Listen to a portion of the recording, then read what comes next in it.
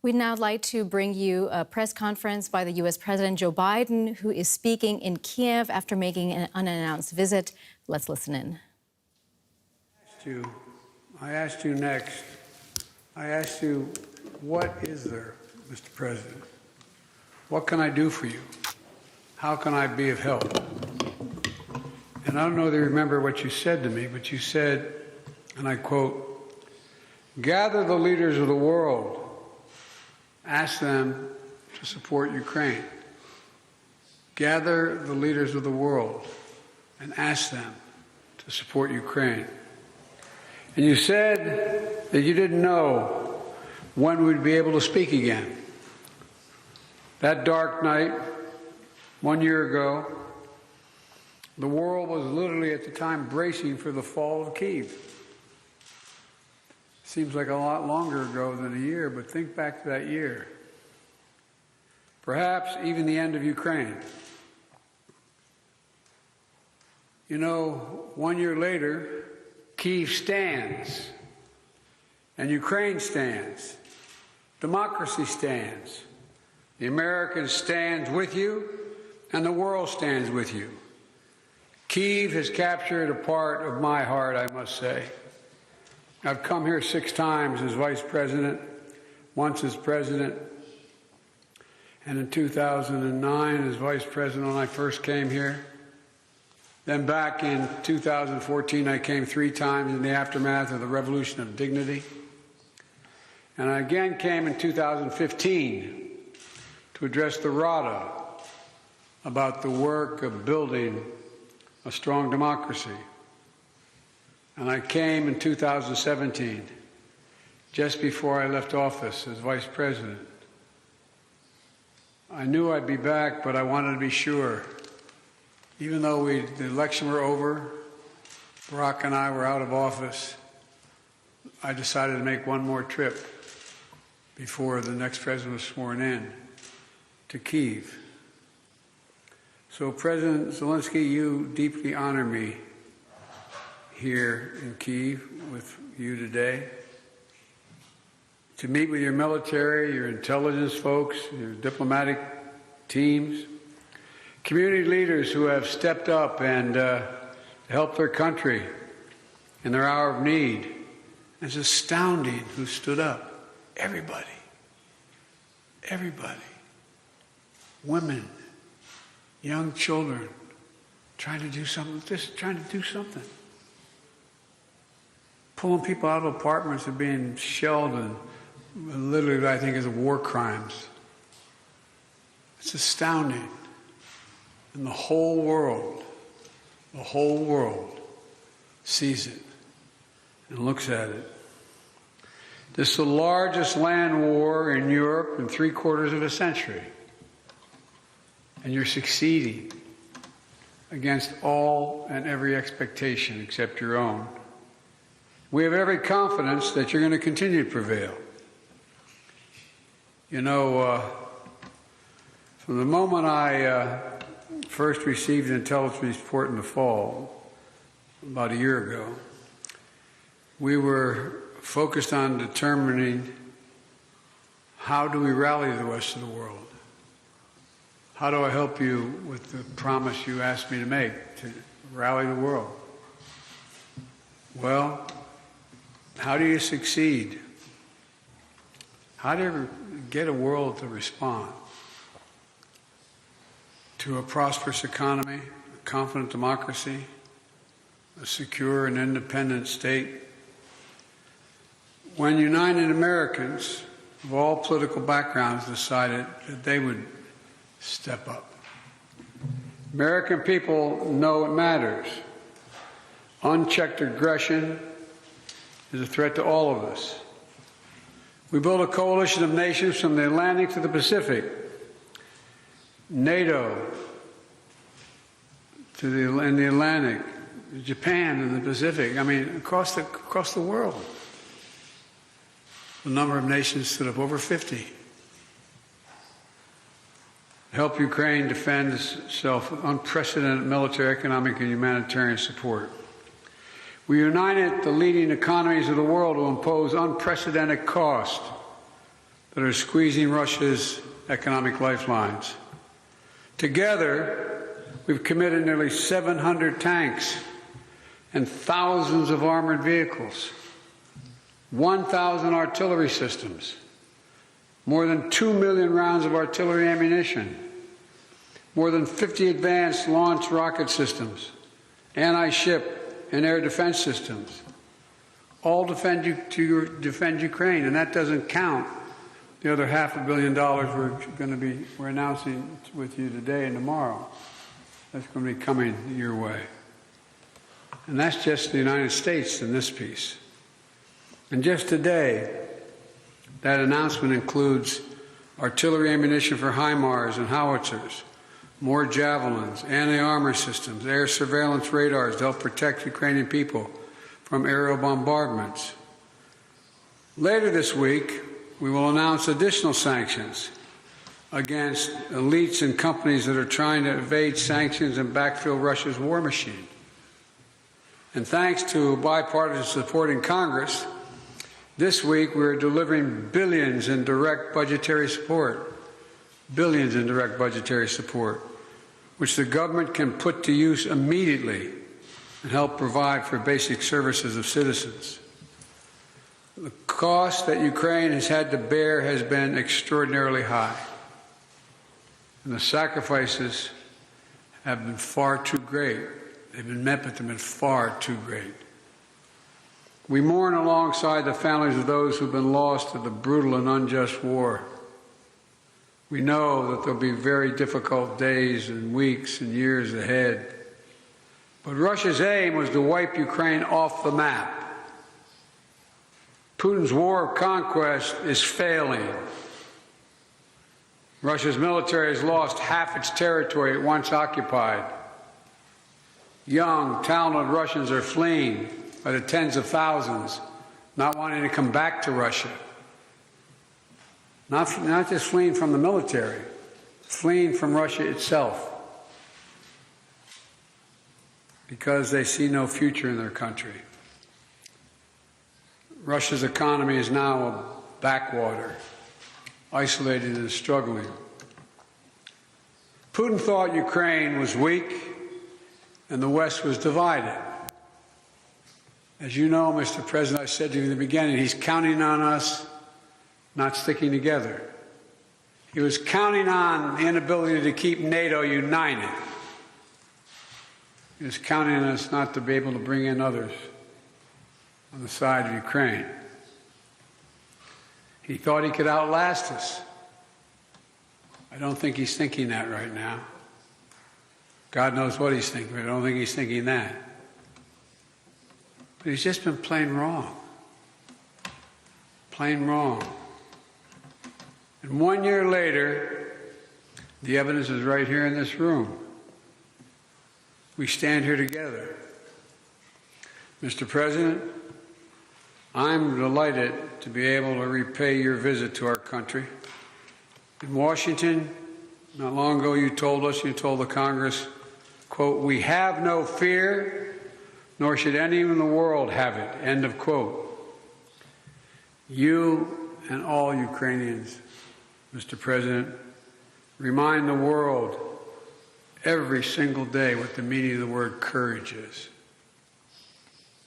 From all sectors of your economy, all walks of all life.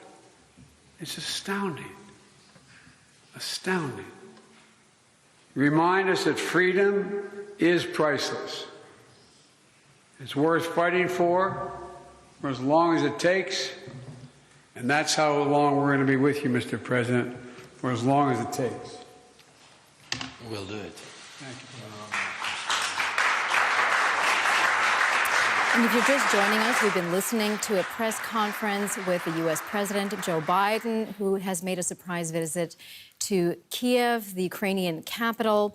In his remarks, together with Ukrainian President Zelensky, Biden reiterated his ongoing support for Ukraine and outlined some of the additional military and financial support the United States would be providing to Ukraine, including further military hardware, as well as introducing additional sanctions against individuals and entities that have been avoiding already existing sanctions on Russia to prevent further financing of Russia's war against Ukraine. The U.S. president also spoke about the unity that is ongoing and steadfast for Ukraine, despite Russia's expectation that there would not be this kind of unity among Western countries and among NATO 1 year later. Our correspondent in Kyiv, Aya Ibrahim, is standing by for us, and she joins us with some more about this unannounced visit by U.S. President Biden to Kyiv. Aya, what more can you tell us about Biden's visit today? Well, there was a huge reaffirmation for the United States' commitment to Ukraine's war effort, for its effort to defend its land and its territory. President Biden has promised new HIMARS, these rocket launchers that are that have really helped Ukraine maintain the position that it has, more javelins. But in addition to the weapons, there are also promises of a new sanctions package that would further target Russian elite. And what he said is that the United States is with Ukraine for the long haul. And this is a message, of course, for the Ukrainian people. I imagine that it would be a huge morale boost for the citizens of this country and the city to have the United States, the President of the United States, visit them as the country is under attack, and to come here and to reaffirm this commitment. But also it's a message for the American people that they are also in this commitment for the long haul, as the president said, for as long as it takes. And of course, prior to that speech that he had given, there had been a visit to a memorial of Ukrainian soldiers that I believe had died, 9 years ago when the war first started in the East in 2014. So that is also hugely symbolic for President Biden to go pay his respects. And for him, it's kind of an implicit recognition that this aggression started not just a year ago, but in fact, in 2014, 9 years ago. Yeah, we were hearing earlier that as President Biden was walking through the streets of Kyiv, there were even air raid sirens underway. What kind of security measures could Ukrainian officials implement ahead of the visit by the leader of the United States? Well, as you may imagine, Mariana, because of how sensitive this visit is and because of how sensitive the security arrangement around it, officials have been tight-lipped. I mean, we didn't really have any confirmation of President Biden even being in the country until we saw him in videos and recordings on social media visiting that memorial with President Zelensky. So we do know very, very, very little. Oftentimes, official confirmations of such visits, even after the world has seen them on screens, won't come until the visit is over. That is totally a normal part of these visits. But since yesterday, as rumors started that some high-ranking officials will be visiting the Ukrainian capital, streets here in the center have been blocked, much to the frustrations of some residents in the morning, actually, because traffic was quite difficult. We also know that, cell phone networks have been disabled in certain parts of the city to make sure that the situation is secure enough. But it is very, very risky. As you mentioned, we're actually right now still in an active air raid alert. And what that means is that actually everybody right now should be in a shelter because there is a danger of Russian strikes. But Ukrainian air defense system have been effective, and so far there have not been any hits in the capital today. That was DW's Aya Ibrahim on the ground for us in the Ukrainian capital, Kyiv. Aya, thank you so much for your reporting.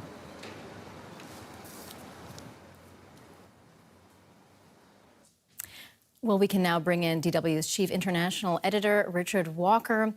Richard, the timing of this visit by the U.S. president to Kyiv is, of course, very significant. Can you tell us about that? Yeah, Mariana. I mean, this is a week where really you've got an awful lot of movement around the Ukraine war, around Russia's invasion as we approach the first anniversary of that invasion coming up on Friday.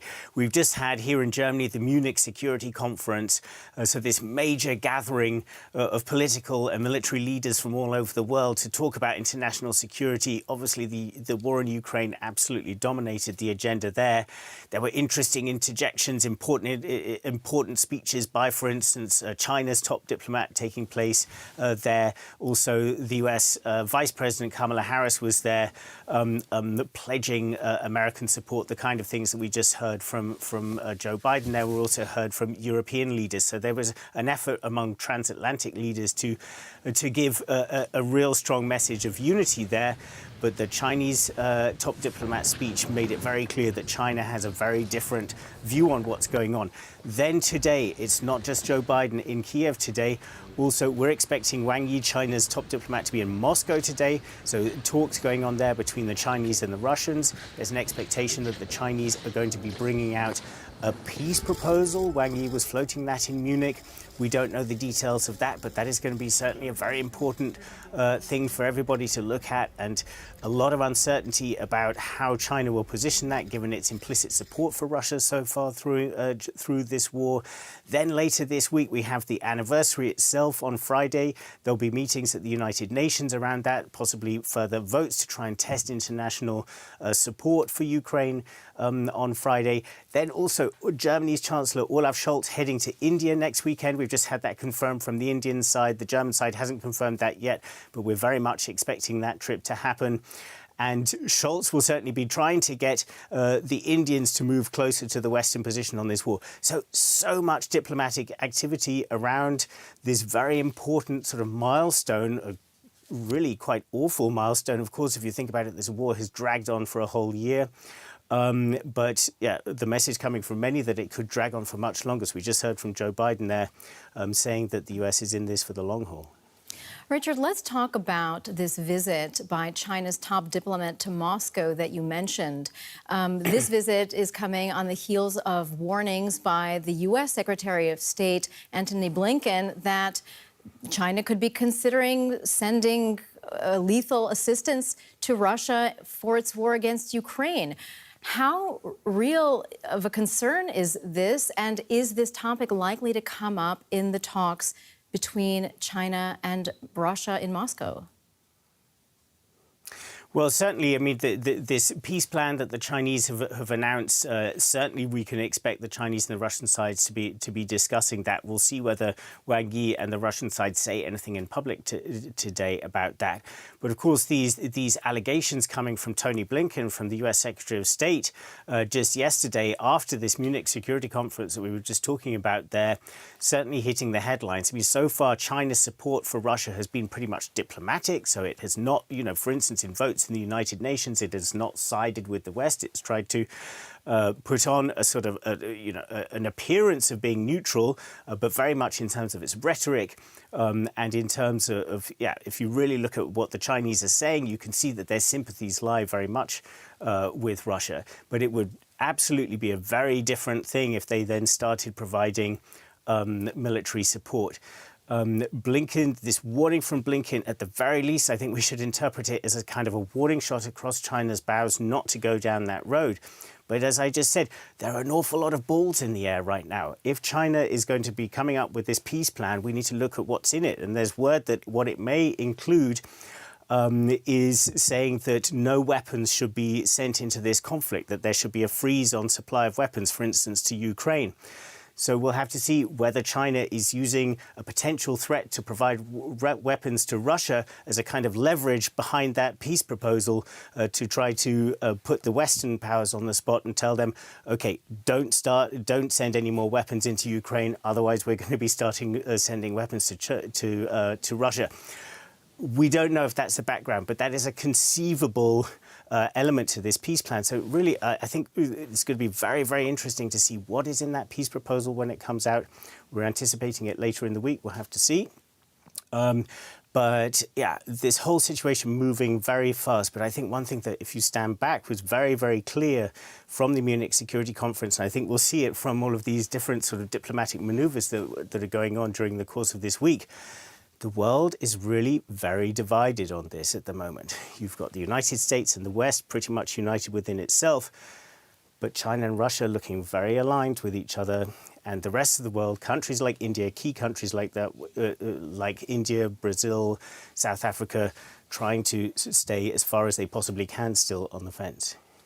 Richard, you mentioned that the West is very united in its support for Ukraine, and that's certainly something that U.S. President Joe Biden spoke about just a short time ago in that press conference in Kyiv about how, a year later, they're still steadfast in support for Ukraine. They're going to be supporting Ukraine for as long as it takes until Russia is pushed out of the country, is defeated. Ukraine must win, and so on and so forth. And yet, there have been some voices within the United States who are perhaps not as enthusiastic about when it comes to support for Ukraine.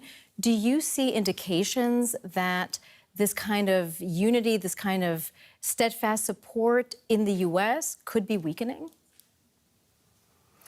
Well, I mean, certainly the big picture is that the West is very united, but within that picture, there are, of course, discrepancies. There have been a lot of, there's been quite a lot of argument, for instance, within Europe about how fast to provide certain weapon systems to Ukraine. Germany, for instance, was criticized for taking a long time to decide to send tanks in.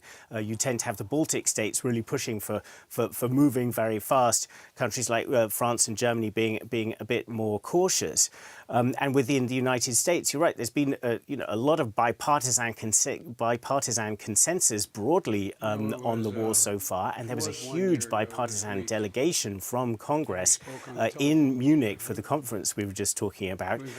But there is a minority within the Republican Party that has been really questioning the merits of all of this, and it tends to be from the sort of Trumpist, sort of America First wing, a sort of isolationist sort of tendency within the Republican Party, which I was speaking to one member of Congress, for instance, in Munich, who tried to play it down and said, like, the broad majority of both parties is very much on board, but it does add a further complication to the debate within the United States about taking this forward.